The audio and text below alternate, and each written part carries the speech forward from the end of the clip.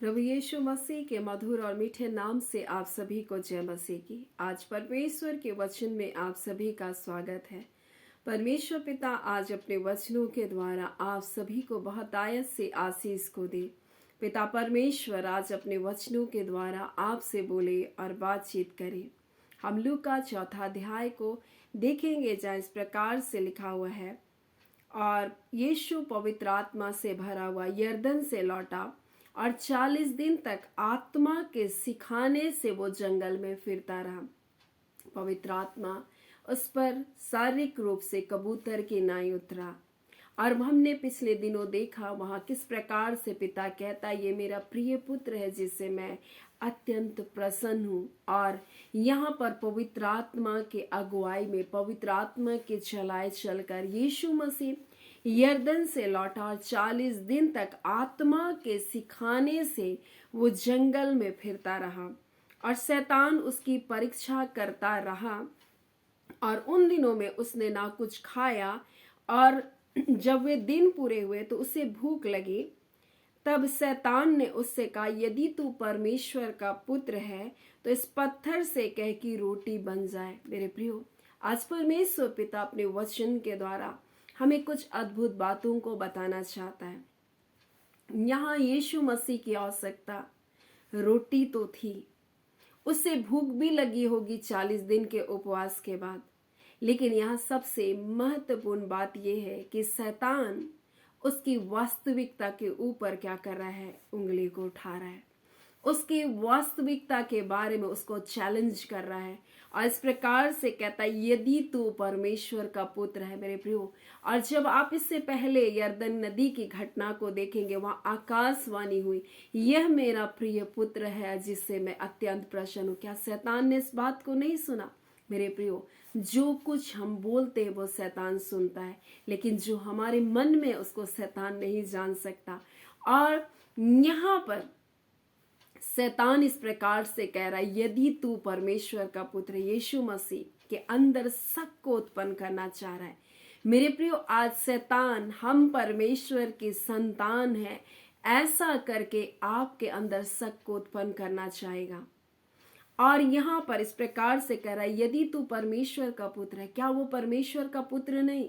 वो जानता है वो परमेश्वर का पुत्र है, और उसको इसके लिए किसी को सफाई देने की जरूरत नहीं, उसको किसी को बताने की जरूरत नहीं। उसी प्रकार से हम परमेश्वर के संतान हैं और हमें ये लोगों को बताने की जरूरत नहीं। कई बार हमारे जीवन में कुछ समस्या आएंगी, कुछ तकलीफें आएंगी, तब शैतान कहेगा, क्या तुम परमेश्वर के संतान हो? तुम्हारे जीवन में ये दुख और ये तकलीफ क्यों है? तुम्हारे जीवन में अगर परमेश्वर की तुम संतान होती तो तुम्हारे जीवन में ये आवश्यकता पूरी हो जाती। मेरे प्रियो, यीशु मसीह जानता था ये मेरी परीक्षा है, क्योंकि वो आत्मा के सिखलाए हुए जंगल में फिर रहा था। मेरे प्रियो, वैसे ही हम कब परमेश्वर की बातों को अपने जीवन में जान सकते हैं मेरे प्रियो? जब हम आत्मा के चलाए चलेंगे और हम शैतान की आवाज को पहचान सकेंगे कि शैतान ये बातों को मेरे जीवन में परीक्षा के रूप में ला रहा है।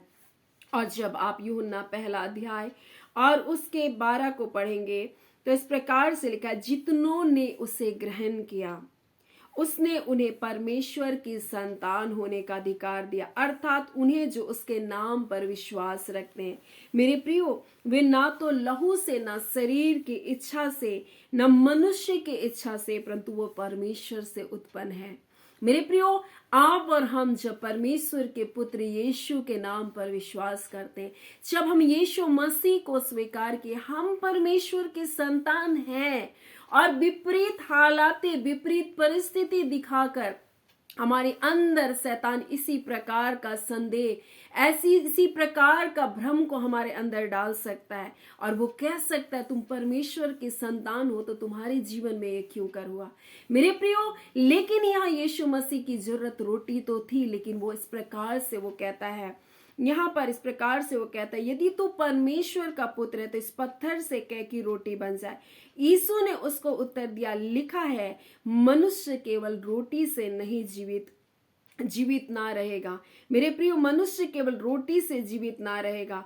और यहाँ पर इस प्रकार से लिखा है कि मनुष्य केवल रोटी से जीवित ना रहेगा, परंतु परमेश्वर का हर एक वचन जो उसके मुख से निकला उससे जीवित रहेगा। मेरे प्रियो, आज हम परमेश्वर के लोग, हम परमेश्वर के वचन के द्वारा हम जीवित है। मेरे प्रियो, उसकी एक एक प्रतिज्ञा हाँ और आमीन के साथ है। और यीशु मसीह स्वयं वचन है मेरे प्रियो, और वो हमारे लिए देहधारी होकर के आया। आज जब हम उस पर विश्वास करते हैं, उनके वचनों पर विश्वास करते हैं, उसके बातों पर हम विश्वास करते, मेरे प्रियो, हमारे जीवन की हर एक चीज, हर एक पहाड़, हर एक समस्या हमारे जीवन से हट जाएगी। इसलिए आपको किसी को बताने की जरूरत नहीं कि मेरे जीवन में ये बड़ी समस्या आ गई। कुछ लोग अपने जीवन की समस्याओं को लोगों को बताते हैं, तब वो इस प्रकार से कहते हैं, तुम तो इतनी प्रार्थना करते हो, तुम इतनी प्रार्थनाएं करती हो, क्या हुआ? मेरे प्रियो, आप बोलते हैं लोगों को, आपको बोलना है परमेश्वर को, आपको परमेश्वर के वचन को बोलना है मेरे प्रियो। लेकिन हम उल्टा करते हैं, हम लोगों को बोलते हैं, अपनी समस्याओं को लोगों को बताते हैं।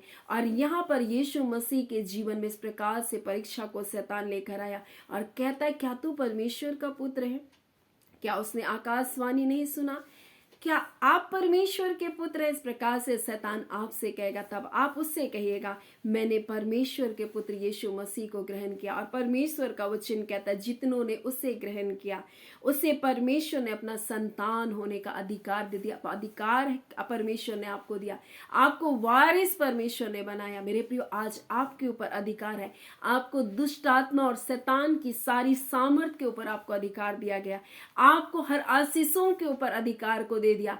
आपको परमेश्वर ने आजादी का जीवन को दे दिया। आप मसीह की धार्मिकता में कोई बंधुआई, कोई गुलामी आपके जीवन में कार्य नहीं कर सकती। मेरे प्रियो, आज परमेश्वर अपने वचन के द्वारा में बताना चाहता है, शैतान कई बार हमारे अंदर शक संदेह को ला सकता है, कई झूठी बातों को लाकर तुम ऐसा मांगो परमेश्वर से। नहीं मेरे प्रियो, आपको परमेश्वर के परीक्षा करने की आवश्यकता नहीं, आपको परमेश्वर के वचन को थाम कर रखने की जरूरत है और उस वचन को अपने जीवन के लिए घोषणा करने की आवश्यकता है। वो वचन आपके लिए है मेरे प्रियो। इसलिए वो कहता है, परमेश्वर यीशु मसीह कहता है, मनुष्य केवल रोटी से जीवित नहीं रहेगा, परंतु हर वो वचन जो परमेश्वर के मुख से निकला वो क्या करेगा? जीवित रहेगा, उस वचन के द्वारा जीवित रहेगा।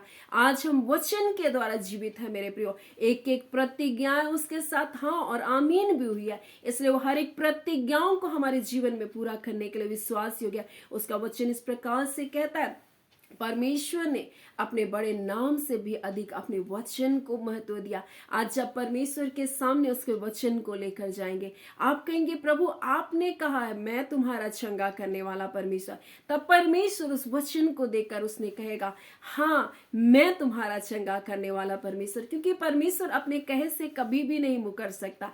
यीशु कहता है, उसका वचन कहता है, मेरे कोड़े खाने से तुम चंगे हो गए। तो हाँ, जब आप इस वचन को लेकर जाएंगे, प्रभु यीशु मसीह आपके कोड़े खाने से मैं चंगा हो गया, आप इस वचन को अपने जीवन के लिए बोले, विश्वास के साथ बोले मेरे प्रियो, आपके जीवन में चंगाई आ चुकी। हो सकता है उसको बातों को दिखाई देने में कुछ टाइम लगे, कुछ बातें लगे, परंतु मेरे प्रियो मैं आपसे कहना चाहती हूँ, परमेश्वर अपनी प्रतिज्ञा को, अपने वचनों को पूरा करने के लिए क्या है? वो विश्वास योग्य है मेरे प्रियो। महान परमेश्वर, वो अद्भुत कार्य को करने वाला परमेश्वर है। इसलिए आज परमेश्वर अपने वचन के द्वारा हमसे कहना चाहता है, जब भी आपके अंदर संदेह और शक आए तो आप किसी को ना बोले, कि आप किसी को बताने की जरूरत नहीं, लेकिन इस वचन को अपने जीवन के लिए थाम कर रखें।